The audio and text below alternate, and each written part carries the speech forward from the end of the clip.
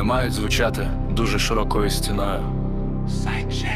Обов'язково накинь сильний сайдчейн на ці синтезатори від кіка, щоб вони просідали і створювали той самий качаючий ефект пампінгу. Ударний.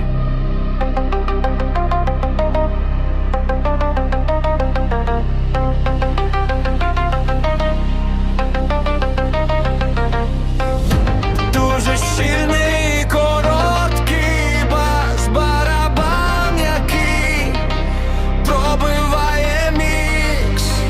Поєднання важкого снеєра з яскравим клепом. Часто додають трохи реверберації на хвіст снеєра. Hi-hats and lights. Швидкі, чіткі хети для підтримки темпу. Зазвичай стоферять за фронт-бігером. Басова лінія, чиста синусоїда під основними акордами, щоб слухач відчував вібрації лонцію.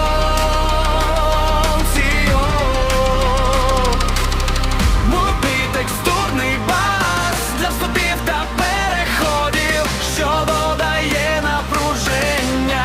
Потужний інструменти.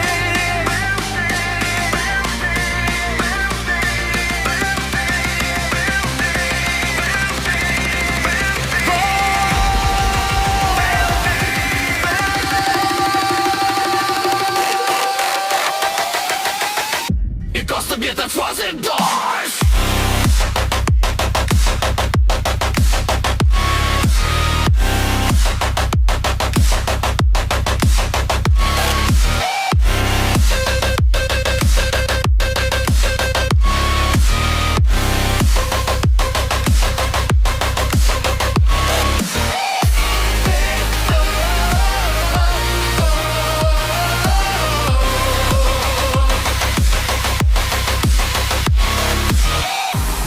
With the silence of a fading dream, tearing slowly